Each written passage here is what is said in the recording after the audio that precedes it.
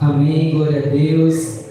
Podem sentar, irmãos. Eu saio da igreja com a paz do Senhor, amém? É verdade que vocês são conhecidos como a galera massa, é? Eu gostei demais da animação, irmãos. Eu sou de Aracaju, trago também um abraço da minha comunidade, Ministério Filhos da Restauração, do pastor João. E é muito prazer, fico honrado, pastor Alain, pelo convite, igreja também. E quando o pastor Alain me chamou, fiquei muito feliz pelo tema, né? Juntos em um propósito. Como a igreja brasileira, a igreja de Aguada, a igreja de Sergipe, precisa ouvir uma palavra a respeito de unidade, a respeito de viver com o mesmo propósito. E o versículo que vocês se basearam, Filipenses 2, versículo 2, é algo fenomenal que ilustra muito isso, né? Ilustra muito a unidade da igreja de Deus lá na igreja de Filipos. Eu quero ir um pouco além com os irmãos e abordar do versículo 1 ao versículo 11. Então peço por gentileza que os irmãos abram a Bíblia de vocês em Filipenses capítulo 2. Nós vamos fazer a exposição desse texto dos versos 1 ao verso 11. A versão que eu estou lendo na versão Rara, revista atualizada. Filipenses capítulo 2. Se você achou, diz amém bem alto. Amém. Se você não achou, diga escola bíblica. Amém. Então mais um tempinho aí para vocês acharem. Filipenses capítulo 2. Amém. Vamos fazer a leitura desse texto, irmão. Após a leitura, peço que permaneça com a Bíblia aberta para que a gente possa fazer a exposição. Diz assim: se há, pois, alguma exortação em Cristo, alguma consolação de amor, alguma comunhão do Espírito, se há entranhados afetos e misericórdia, completai a minha alegria, de modo que penseis a mesma coisa, tenhais o mesmo amor, sejais unidos de alma, tendo o mesmo sentimento. Nada façais por partidarismo ou vanglória, mas por humildade, considerando cada um os outros superiores a si mesmo. Não tenha cada um em vista o que é propriamente seu, senão também cada qual o que é dos outros. Versículo 5. Tende em vós o mesmo sentimento que houve também em Cristo Jesus, pois ele, subsistindo em forma de Deus, não julgou como usurpação o ser igual a Deus. Antes, a si mesmo se esvaziou, assumindo a forma de servo, tornando-se em semelhança de homens e reconhecido em figura humana. A si mesmo se humilhou, tornando-se obediente até a morte e morte de cruz. Pelo que também Deus o exaltou sobremaneira e lhe deu o nome que está acima de todo nome, para que ao nome de Jesus se dobre todo o joelho dos céus, na terra e debaixo da terra, e toda língua confesse que Jesus Cristo é o Senhor, para a glória de Deus Pai. Amém? Irmãos, o autor dessa carta, o apóstolo Paulo, ele escreveu essa carta na sua segunda viagem missionária.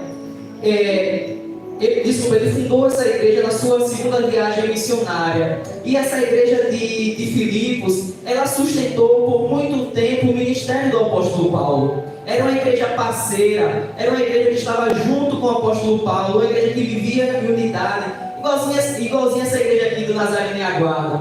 A igreja de Filipos sustentou muito tempo o pastorado do apóstolo Paulo lá na igreja de Corinto. E aí o apóstolo Paulo, ele escreve essa carta para os irmãos de Filipos, preso em Roma. Há umas outras teses que ele poderia ter sido preso em Cesareia ou em Éfeso, mas o consenso maior é que ele escreveu essa carta lá de Roma, preso em Roma.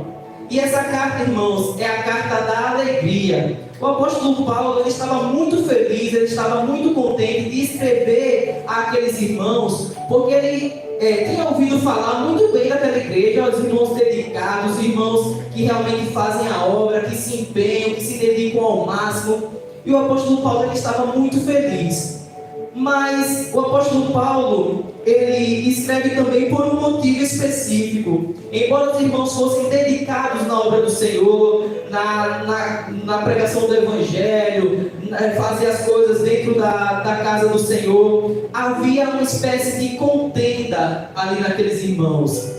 A contenda que estava dividindo o corpo de Cristo lá na igreja de Filipos. Para vocês terem uma ideia, no capítulo 4, o apóstolo Paulo ele escreve para falar sobre a discordância de duas servas, duas obreiras da casa do Senhor que estavam contendendo. No capítulo 1, o apóstolo Paulo ele também vai falar de pessoas que pregavam o evangelho, mas pregavam de uma forma que era para se aparecer, para criar contenda, não com um motivo genuíno. Então o apóstolo Paulo faz essa carta, escreve essa carta, para corrigir alguns erros, né, de relacionamento da igreja de Filipos. E hoje nós vamos aprender algumas ordenanças do apóstolo Paulo, algumas lições nesse texto a respeito dessa igreja. E esse sermão ele é dividido em duas partes.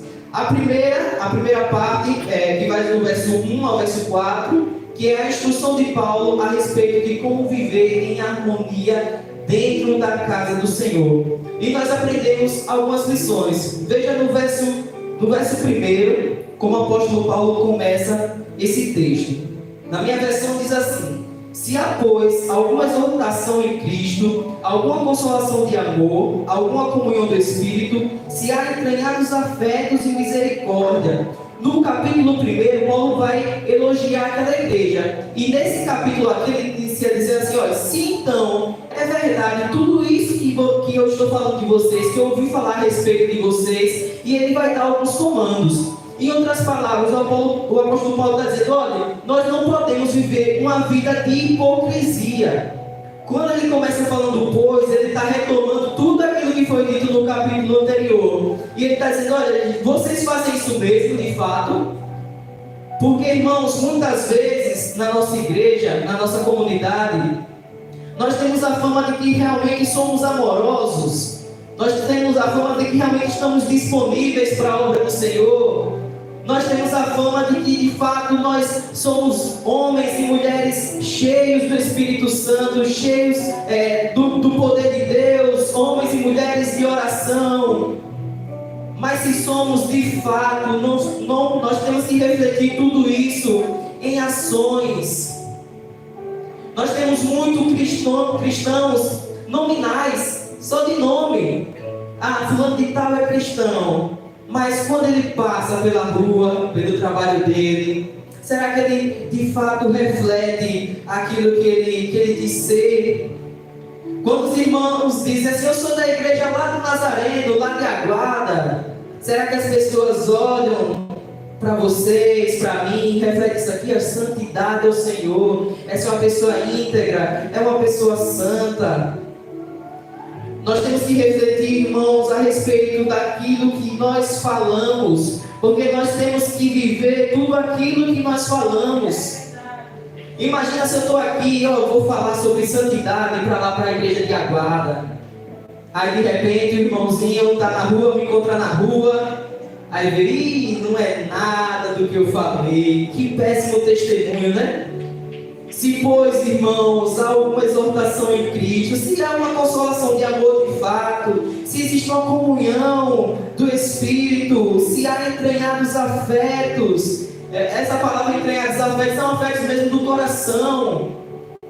Antigamente, né, você já quando você fica nervoso, apaixonado, que você tem aquele negócio na barriga, né, aquele fiozinho na barriga, eles achavam que o sentimento vinha das entranhas. Mas o apóstolo Paulo está dizendo: se vocês de fato amam uns aos outros, façam então uma coisa por mim. Nós não podemos ser hipócritas, irmãos. Mas como não ser hipócritas? O apóstolo Paulo vai falar no versículo 2, que é o texto da reunião de vocês: completai a minha alegria, de modo que penseis a mesma coisa, tenhais o mesmo amor, sejais unidos de alma, tendo o mesmo sentimento. Então, como não ser hipócrita? Como viver uma vida realmente de unidade, uma vida de cristianismo puro e simples, tal qual C.S. Lewis pregava? Primeira coisa que o apóstolo Paulo vai dizer: tenhais, pensando sempre na mesma coisa. Versículo 2 ele inicia dizendo: completai a alegria, de modo que penseis a mesma coisa. Quando a apóstolo Paulo está dizendo isso, aí você pode dizer, eita, então me pegou nessa parte, porque eu discordo tanto do meu irmão, né? Meu irmão pensa uma coisa, eu penso outra. Mas isso daí é normal, irmãos. Sempre vai haver divergência de pensamento, sempre vai haver, cada um vai pensar uma coisa em alguns temas, mas não há problema em nós discordarmos. O que o apóstolo Paulo está querendo dizer é que nós precisamos viver com o mesmo propósito. Ah, eu não gostei desse passo não, da dança que foi feito hoje. Não gostei não.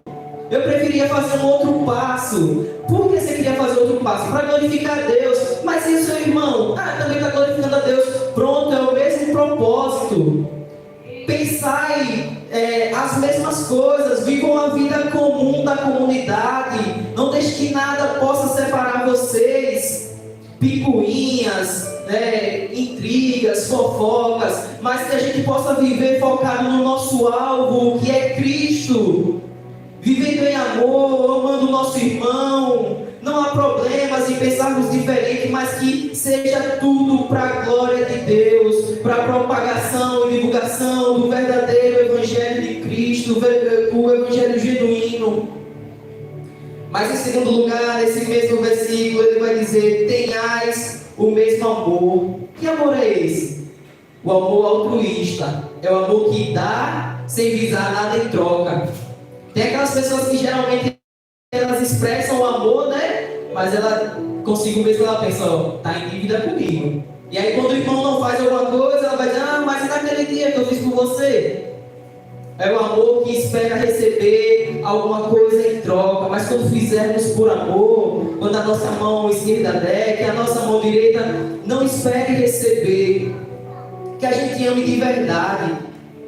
Tem aqueles que quando não são retribuídos, eles largam a obra, eles largam o chamado.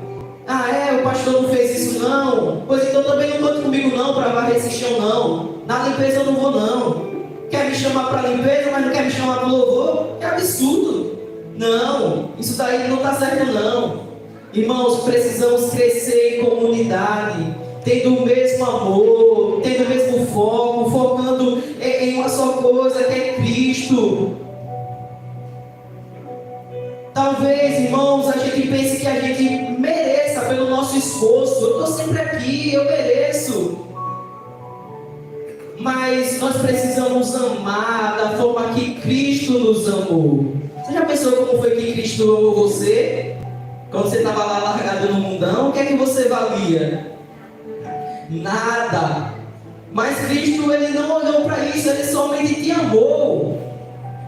Ele te buscou, Ele foi lá no lamaçal do pecado, Ele puxou você pela mão, Ele te resgatou. Ele não olhou nada do que você poderia oferecer para Ele, porque nós não tínhamos nada. Mas Cristo nos amou. E é dessa mesma forma que nós temos que amar a obra do Senhor. É dessa mesma forma que nós temos que amar o nosso próximo, o nosso irmão.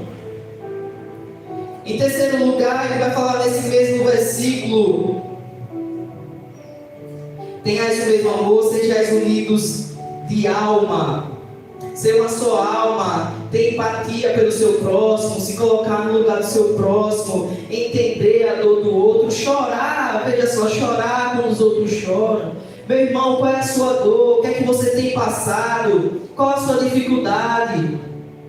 Mas o pior que isso, irmãos, o pior não é chorar quando choram, mas é se alegrar quando o seu irmão se alegra. Esse é o mais difícil. E quando o seu irmão chega com um carro novo na porta da sua casa, eita, quando chega com uma bicicleta nova, aí você diz: Senhor, eu estava na sua igreja o tempo todo, na sua obra. O Senhor abençoou aquele ali, que vem só nos cultos de quinta, de terça na semana, mal vem. Quem se alegra, irmãos, com a alegria do nosso próximo? Isso é ser irmão de verdade. Isso é ter realmente uma comunhão. Por fim, ele vai dizer nesse versículo 2: tendo um só sentimento, tendo uma só atitude. Nós precisamos pôr em prática todo esse sentimento que nós temos de afeto pelo nosso irmão, de amor, de companheirismo. Nós precisamos andar em um só foco, unidos. Mas em terceiro lugar, irmãos, versículo 3, ele vai dizer assim: nada façais por partidarismo ou vanglória, né? Algumas versões vai dizer por interesse próprio, mas por humildade, considerando cada um os outros superiores a si mesmo. Então o que a gente pode aprender é que nós temos que fazer a coisa de Deus de maneira correta. Eu tenho que explicar, pastor Alan, para eles o que é partidarismo, porque partidarismo é uma coisa que só deve ter lá na minha igreja. Eu tenho certeza que aqui não tem. Então eu tenho que explicar bem para vocês o que é partidarismo. Irmãos, partidarismo, não sei se vocês já ouviram falar de uma coisa chamada panelinha na igreja. Aqui não deve ter, mas lá tem. É você ter o seu grupinho. Ah, eu só quero fazer se fulano de tal tá. Se fulano de tal tá. Se for meu ministério de louvor. Eu só quero fazer se for a minha galerinha, a minha equipe. Se não for, eu nem quero nem aparecer por lá. Irmãos, isso é fazer as coisas com interesse próprio e com partidarismo. É criar divisão no meio da igreja. É não andar no mesmo foco, é pensar em si mesmo.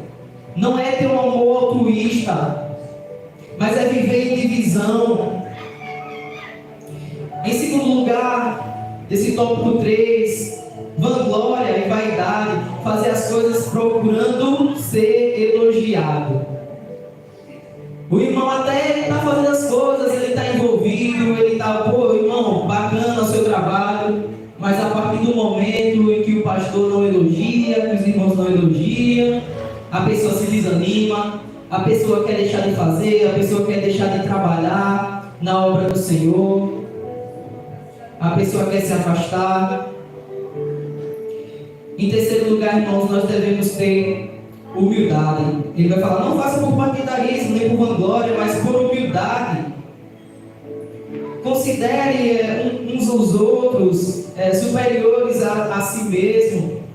O que o apóstolo Paulo está querendo dizer não é que você seja um hipócrita. Ah, eu toco bateria mais que o meu irmão, mas eu vou dizer que ele toca mais. Não é isso que o apóstolo Paulo está querendo dizer. Colocar os outros acima de você, você entender que se você toca bateria melhor que o seu irmão, ele canta melhor que você, ele serve melhor que você, ele tem outros talentos que Deus pode usar na obra do Senhor, e é assim que é formado o corpo de Cristo. Imagine se nessa igreja todo mundo só soubesse cantar. Eita, quem ia limpar as cadeiras, quem ia pregar, mas o corpo de Cristo é formado assim, irmãos, por diversos membros. Se você limpa o chão como ninguém, vai ter a pessoa que faz uma outra coisa bem melhor que você. E você tem que reconhecer a qualidade do irmão, é ter humildade, é entender as suas virtudes, é ter empatia pelo irmão. Em quarto lugar, nós vamos falar um pouco também da empatia pelo irmão na fé, no versículo 4, que vai dizer assim: não tenha cada um em vista o que é propriamente seu, senão também cada qual o que é dos outros. É você pensar no que é do seu irmão. Nós não devemos priorizar os nossos próprios interesses, mas pensar no interesse do irmão também. O que é que o meu irmão está precisando? Será que eu já cheguei nele, já falei, ô meu irmão, o que é que você está pensando? Qual é a sua dificuldade? Como é que eu posso te ajudar? Ou será que eu só penso as coisas pensando em mim? Qual é o melhor dia do ensaio? É o dia que eu posso. O melhor dia do ensaio é o dia que eu estou em casa, que eu não vou me cansar. E o seu irmão, nem sei qual é o dia que ele pode, nem sei o que ele está fazendo, mas o melhor dia para mim é na terça, quando eu não faço nada. Pensar nos próprios interesses. Nós precisamos ter empatia pelo nosso próximo.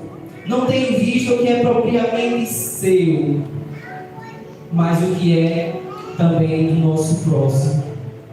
Irmãos, essa é a primeira parte de instrução que o apóstolo Paulo ele vai trazer para a igreja de Filipos, para aquela igreja. Irmãos, mantenham-se assim, humildes, amando um ao outro, amando o seu próximo, se dedicando de verdade, sem hipocrisia na obra do Senhor. E talvez aqueles irmãos eles pudessem dizer assim: certo, beleza, eu entendi, Paulo, mas por que eu vou fazer Qual que é a motivação que eu tenho para ser assim com meu irmão, para agir assim na obra do Senhor, ou na obra de Deus? O apóstolo Paulo, ele vai dizer que o motivo principal é único, é Cristo, é a atitude de Cristo em relação a nós, em relação à sua igreja. E o apóstolo Paulo, a partir do versículo 5, irmãos, ele começa a desenvolver o que muita gente acredita ser um hino, uma música. Ninguém sabe se essa música foi composta pelo apóstolo Paulo, ou se era um hino que já era cantado lá na igreja do primeiro século. Mas é um hino de louvor ao Senhor, do verso 5 até o verso 11. O apóstolo Paulo, ele nos diz que o nosso maior exemplo é Cristo. E ele começa o versículo 5 dizendo assim: tende em vós o mesmo sentimento que houve também em Cristo Jesus. Que nós podemos aprender, irmãos, de lição de Cristo, que Cristo nos ensina em relação a agirmos com o nosso próximo, na nossa comunidade, é que nós temos que pensar como Cristo. Cristo, ele veio, ele teve a disposição mental de não se apegar ao que ele era, a natureza divina, mas ele abriu mão de tudo, ele se humilhou. Como nós podemos, irmãos, então ter uma mentalidade de Cristo, como Cristo teve uma disposição mental, se nós não conhecermos quem Cristo é, quem é o seu verdadeiro evangelho, qual que é o seu verdadeiro evangelho? Tem em vós o mesmo sentimento que houve em Cristo Jesus, mas às vezes nós não sabemos quem é Cristo Jesus, porque muitas vezes é nos apresentado um evangelho que não é genuíno, um evangelho coach, um evangelho de prosperidade, mas que não prega a cruz de Cristo, não prega o seu sangue, não prega o seu sacrifício, a sua ressurreição. Nós precisamos de fato conhecer quem é o nosso Salvador, qual foi aquele penoso trabalho que Cristo teve no Calvário, para que então a gente consiga entender como é que nós agiremos com o nosso irmão. Porque não podemos amar o nosso irmão se não entendermos verdadeiramente qual que é o amor de Cristo Jesus, o que é que Cristo fez. Nós precisamos ter uma disposição mental igual a Cristo, precisamos conhecer o nosso Salvador. Mas qual é a disposição mental de Cristo? A gente pode ver no verso 6, que diz assim, acompanhe na sua Bíblia: pois ele, subsistindo em forma de Deus, não julgou com usurpação o ser igual a Deus. Aqui, irmãos, o texto vai falar que ele, subsistindo em forma de Deus, não quer dizer que ele simplesmente era alguém parecido com Deus, ele assumiu, né? ele tem uma forma de Deus. Não, ele é o próprio Deus. Cristo é o próprio Deus, mas ele não se apegou a isso, ao seu próprio interesse. Ele não usou como usurpação ser igual a Deus. Cristo, ele se esvaziou, ele se entregou por nós, ele se humilhou. Ele foi até o fundo do poço para dar o exemplo, por amor a nós. Irmãos, se tem alguém aqui que poderia ter feito alguma exigência, esse alguém era Cristo. Cristo, ele poderia exigir qualquer coisa porque ele é Deus. Mas nós às vezes queremos exigir coisas e brigamos com Deus e declaramos e decretamos coisas e dizemos: Senhor, eu exijo do Senhor tudo aquilo que eu mereço. Mas nós não temos direito de fazer essa oração, irmãos, porque nós, no nosso pecado, nós não temos direito a nada, a não ser o fogo do inferno, a não ser a condenação eterna. Mas por causa do amor de Cristo, ele nos salvou, ele nos resgatou, e hoje podemos ser considerados filhos de Deus. Tomemos então o exemplo de Cristo, que não ousou julgar com usurpação, ser igual a Deus. Cristo, mesmo tendo direito, ele preferiu dar o exemplo, ele preferiu morrer por nós, ele preferiu se esvaziar. E nós vemos que essa obediência de Cristo a Deus, essa obediência voluntária, ela veio com muita humilhação. O versículo 8 vai dizer assim, versículo 7: antes a si mesmo se esvaziou, assumindo a forma de servo, tornando-se semelhança de homens. Percebe, irmãos, que Cristo, ele não foi esvaziado. Ninguém esvaziou Cristo. Ele próprio se esvaziou. O contrário de um homem vazio é um homem cheio do seu próprio ego. Eu sou tal, eu posso ir lá, eu posso ir fazer acontecer. Mas Cristo, ele se esvaziou. Ele abriu mão de tudo que ele tinha. E João vai dizer que ele de fato se esvaziou. Ele assumiu forma de servo, para mostrar que ele de fato nos ama, para mostrar como de fato tem que ser a nossa atitude referente ao nosso irmão. Mas Cristo também, ele, além de se esvaziar, ele desceu até o máximo que ele poderia descer. Nesse mesmo versículo, irmãos, vai dizer que se esvaziou assumindo forma de servo.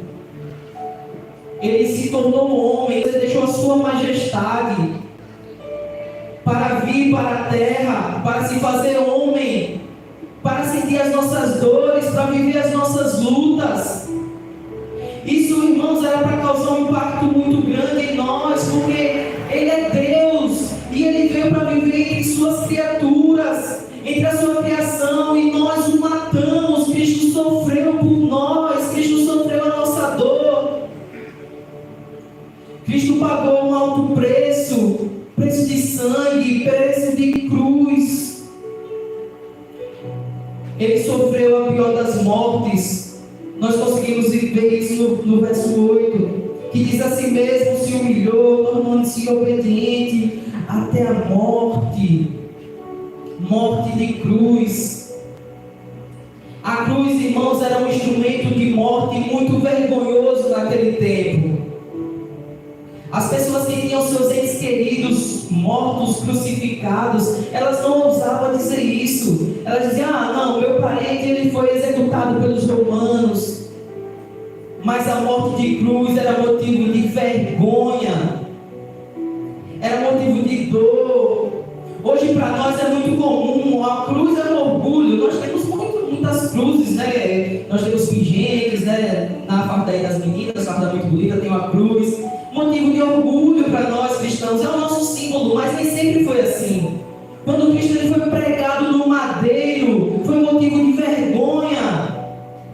E hoje às vezes nós banalizamos o sacrifício de Cristo, quando nós não refletimos no verdadeiro significado do seu sacrifício. Às vezes nós cantamos músicas animadas falando do sacrifício de Cristo, nada errado com isso, normal. Mas nós temos que refletir o que foi esse sacrifício, para que a gente não acabe banalizando o sacrifício do Filho de Deus. É refletir o que foi que Deus fez naquele Calvário. Quando tem Santa Ceia, a gente costuma tirar foto do cálice, do pão, para postar na rede social. Irmãos, nós devemos refletir no que foi aquele sacrifício. Cristo morreu por mim e por você, pessoas immerecedoras. Nós precisamos refletir no que foi essa atitude de Cristo no Calvário. O versículo 9 vai falar sobre a exaltação que Deus faz a Cristo, e diz assim: pelo que também Deus o exaltou sobremaneira, e lhe deu um nome que está acima de todo nome. Perceba, irmãos, Cristo ele se esvaziou, mas ele não se exalta. O próprio Deus o exalta. Às vezes nós procuramos também por exaltação, por engrandecimento. Mas é bom que nós sejamos grandes aos olhos de Cristo, aos olhos de Deus. Mas importa sermos vistos de uma forma positiva por Deus do que pelos homens. É Deus que nos exalta, é Deus que luta as nossas batalhas, é Deus que nos justifica. Nós não precisamos buscar por autoexaltação, pois Deus toma essa atitude por nós, Ele nos exalta. O versículo 10 vai falar que todo joelho irá um dia se dobrar diante de Cristo, pois Cristo está acima de todos. Pelo que também Deus exaltou de maneira que teu nome está acima de todo nome, para que ao nome de Jesus se dobre todo joelho na terra e debaixo da terra. Jesus, Ele é o Rei dos Reis. Não apenas nós humanos iremos nos dobrar, mas todo principado, toda potestade há de reconhecer que Cristo é o Senhor. Por isso não existe orgulho, não existe jactância. Eu toco muito bem, eu prego muito bem, eu danço muito bem. Tudo isso é para a glória de Cristo, pois todos nós um dia iremos nos dobrar diante de Cristo, porque Ele é o verdadeiro Rei dos Reis. E esse sacrifício de Cristo na cruz vai nos ensinar como nós agimos em comunidade com o nosso irmão. Esse é o maior exemplo. Por fim, irmãos, no versículo 11 vai dizer que toda língua confessará que Cristo é o Senhor. Diz assim: toda língua confessa que Jesus Cristo é o Senhor, para a glória de Deus Pai. Irmãos, Cristo ele não precisa de permissão para reinar, mas ainda nos nossos dias, muitas vezes nós colocamos como reis, como senhores das nossas vidas, outras coisas, às vezes o nosso tempo, às vezes a nossa família, às vezes a nossa rede social, qualquer coisa, nós colocamos à frente de Deus.